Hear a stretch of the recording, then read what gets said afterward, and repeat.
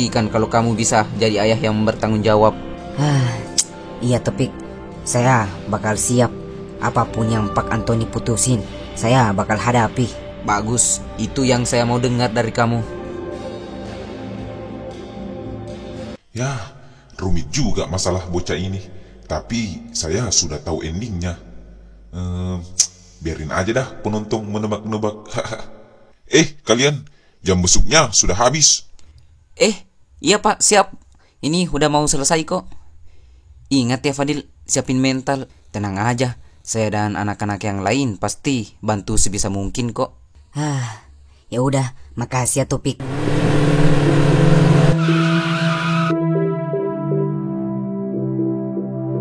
Wah, Antoni, sahabat lamaku. Lama sekali kau nggak datang ke kampung ini. Biasanya kita ketemu cuma di acara keluarga besar atau reuni. Ada apa sampai bila-bilain datang jauh ke sini? Kamu rindu ya? Mau nostalgia? Iya Dion.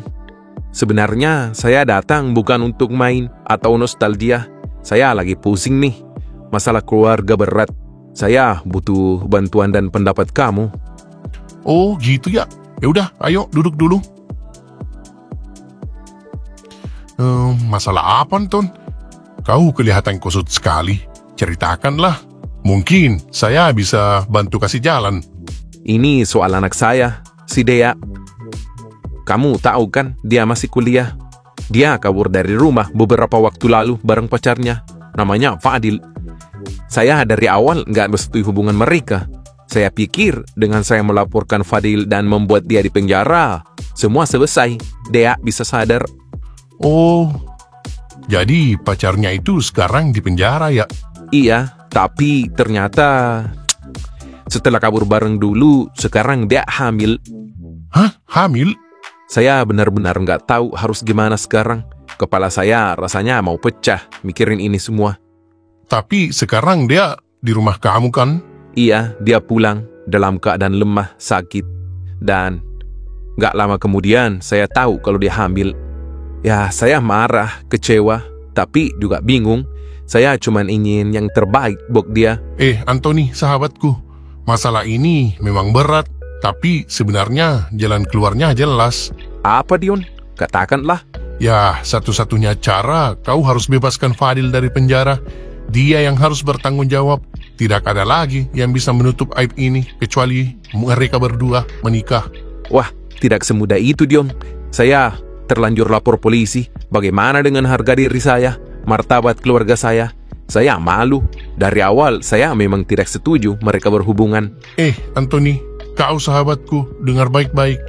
Harga diri, gengsi, semua itu tidak lebih penting dari masa depan anakmu sendiri. Dia sudah hamil. Kalau kau terus keras kepala, siapa yang paling menderita? Anakmu juga kan? Cucumu juga kelak nanti. Tapi saya sudah benci sekali dengan anak itu. Dia bawa kabur Dea. Saya merasa dipermainkan. Ya, saya paham perasaanmu. Tapi ingat, Fadil tetap ayah dari anak yang dikandung Dea. Mau tidak mau, suka atau tidak suka, dialah satu-satunya orang yang bisa bertanggung jawab. Kau tidak bisa menghukum selamanya. Jadi, menurutmu, saya harus cabut laporan gitu? Iya, cabut laporan, keluarkan dia dari penjara, lalu bicarakan baik-baik, atur pernikahan mereka. Dengan begitu, masalah akan jauh lebih ringan.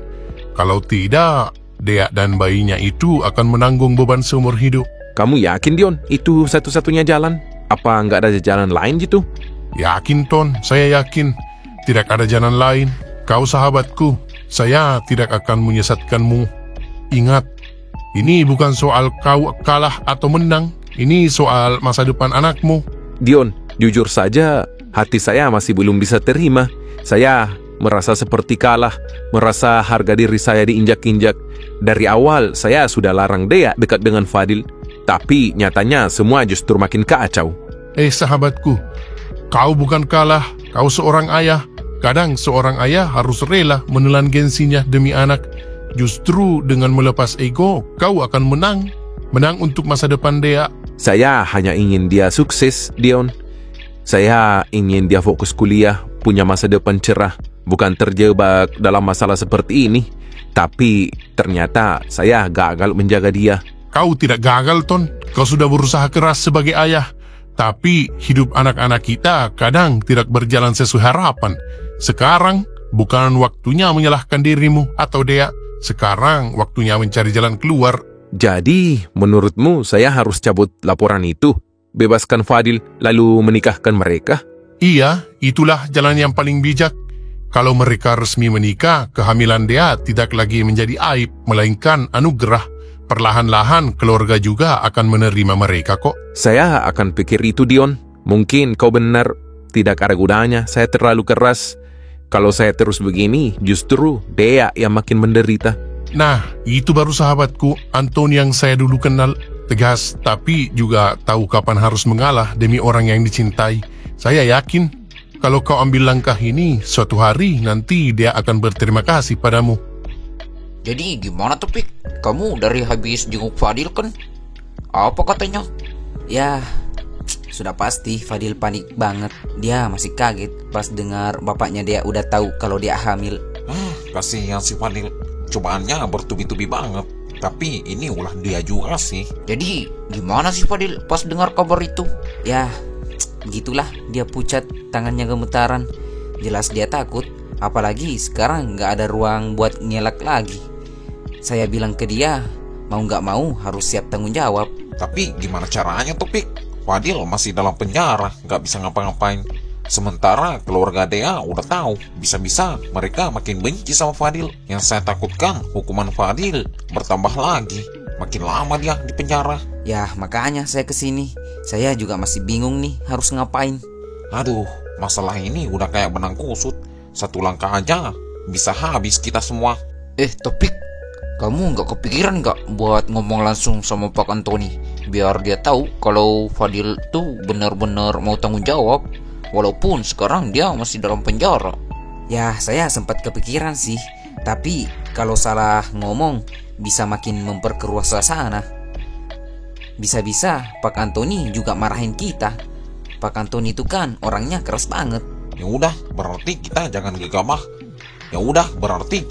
gegabah. Kita tunggu keputusan apa yang diambil Pak Antoni aja selanjutnya. Ya, mungkin cuman itu jalan satu-satunya. Kita harus siap dengan keputusan Pak Antoni selanjutnya, apapun itu. Dan itu juga yang saya sampaikan ke Fadil. Tapi Acil mana nih? Perasaan dari tadi udah OTW, tapi gak sampai-sampai juga tuh anak. Tahu tuh anak kemana? Semenjak punya motor udah jarang kumpul bareng kita. Terima kasih sahabatku. Saya jauh-jauh datang ke sini dan ternyata jawabannya memang ada padamu. Saya akan pulang, bicara dengan polisi, lalu menghadapi Fadil. Nah, bagus. Dan kalau kau butuh bantuan saya untuk dampingi saat bicara dengan Fadil atau keluarganya, panggil saja. Kita sudah sahabat sejak dulu. Saya tidak akan biarkan kamu hadapi ini sendirian. Makasih ya, Dion.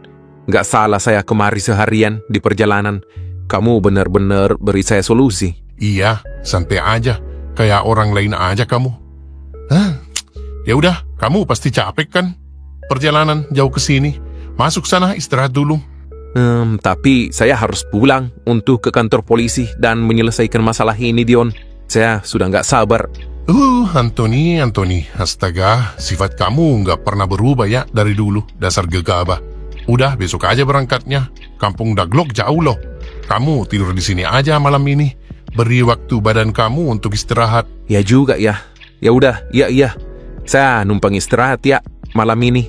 Ya udah, kamu masuk aja di kamar istirahat. Posisi kamar nggak ada yang berubah kok dari dulu. Ya udah, saya istirahat dulu ya.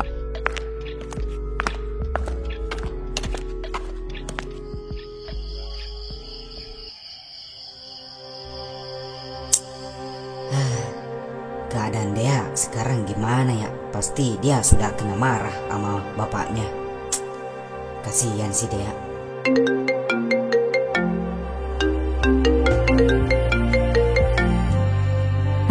Waduh, kok nggak diangkat-angkat sih? Makin khawatir saya nih. Gimana ya keadaan Dea sekarang?